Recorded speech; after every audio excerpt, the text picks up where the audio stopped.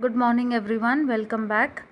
Today, we are going to start with the new chapter of history, that is lesson number 4, the Delhi Sultanate from 1206 to 1526 AD. So, as you all know, that the period between AD 1206 and to 1526 is called as the period of Delhi Sultans. This is because the ruling dynasties they dominated this during this period, and they were actually five dynasties. Like first one was the slave dynasty, then the Khaljis, then the Tughlaqs, Saids, and then last were the Lodi dynasty, those who ruled on Delhi. So all these information we get from the historical sources, different historical sources, and these historical sources like the court chronicles or the travelogues or the historic buildings, all these they provide us lot of information about this period. So let us begin with all this chronic court chronicles like Amir Khusro's Tughlaqnama, then Tarikai Firoz Shahi or Futuhatai Firoz Shah, which was written by the Sultan himself, that is Firoz Shah. He had written this. Then Yahya bin Ahmad's Tarikai Mubarak Shahi. All these are the examples of chroniclers which provide us information about the Delhi Sultans. Then different travelers accounts, like many foreign travelers who visited India during this period, and that is from 1206 to 1526, and they throw light on the personality and reign of different sultans. So among them the names of Ibn Battuta and Marco Polo or Nikita Afnasi, all these are well known travelers. So from their travelers accounts also we get lot of information about this period. Then different historical buildings like the Qutub Minar or the Quwaitul Islam Masjid, then Alai Darwaza, tomb of Ghiyazuddin Tughlaq, then Tughlaqabad, all these they provide us information about the artistic taste of the different Delhi sultans. So that is also one of the important source of information which is provided by these historical sources. So now let us begin with the slave dynasty first. The slave dynasty actually ruled from the period AD 1206 to 1290, and the first ruler was the Kutubuddin Aibak. So when Muhammad Ghori he died in AD 1206, so he was murdered and his Indian possessions fell under the control of his slave who was also a military general, and his name was Kutubuddin Aibak. So with this began the rule of the slave dynasty and that of the Delhi Sultans. So Kutubuddin Aibak is considered to be the founder of the slave dynasty, which is also called as the Mamluk dynasty. And except Kutubuddin Aibak, all other sultans of this dynasty they belong to the Ilbari tribe of Turks. And the Turkish nobles actually they did not like the leadership of a slave ruler, so they were against it, and they put many hurdles in his way, and but he successfully overcome all of them. He was a good ruler, so he was able to suppress all these rebellions, internal and external revolts he was able to suppress, and finally he became a successful ruler and he was able to build an independent kingdom, and then he made Lahore as his headquarters. And from here the slave dynasty rule began, and Kutubuddin now wanted to consolidate his rule. Consolidate actually means to combine everything and make it one. So the impact of Turkish invasion was felt in the Ganga plain that time. So Bakhtiyar Khilji, he was the one who raided and plundered the areas of eastern Uttar Pradesh, Bihar, and Bengal.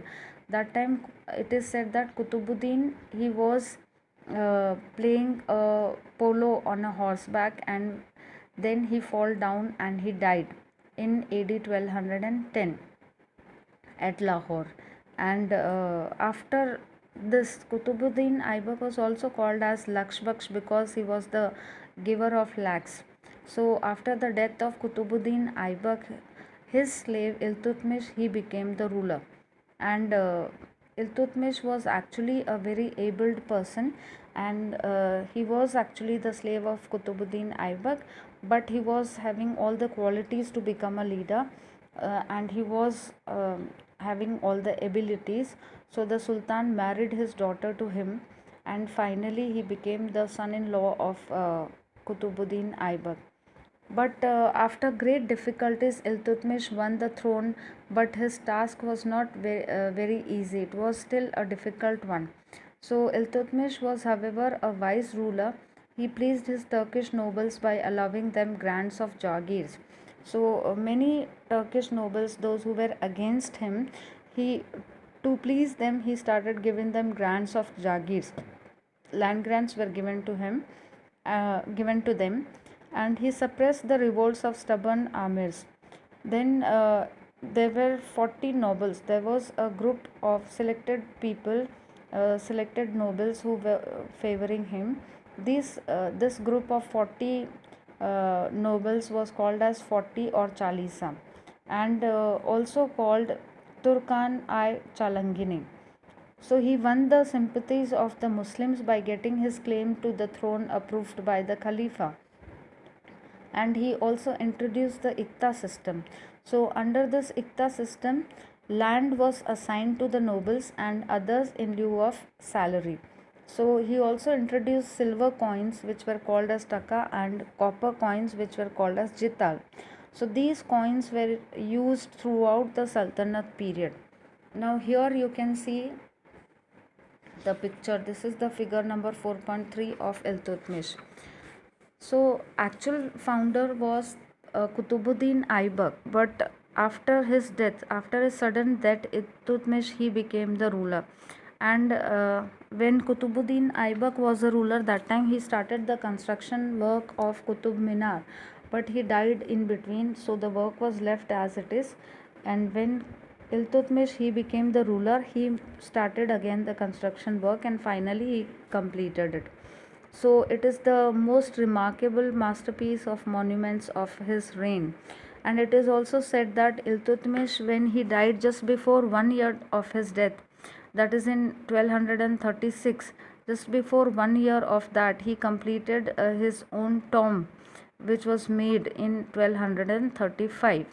So this tomb of Iltutmish is actually constructed in the Indo-Islamic architecture form. That means a mixture of Indian and Islamic architectural form. So that way his tomb was made. And when Iltutmish died, after his death, he had many sons and a daughter. But his sons were not capable rulers. They were not having all the qualities which were supposed to be in a ruler. So his daughter Razia Sultan, Razia was having all the qualities in her, but she was a girl. So after the death of Iltutmish, Razia she became the Sultan of Delhi. She was the first woman Sultan of Delhi. And so her brothers were not liking it. They were against her. Even the nobles and ministers of the court, they were against her. They didn't like it because, as it is said by Minaja Siraj, and who is an eminent chronicler of that age, he says that while admitting that she was more able and qualified than her brothers, felt that a queen's rule went against the ideal social order created by God, in which women were supposed to be subordinate to men. So that time people used to believe that women are supposed to be behind the man.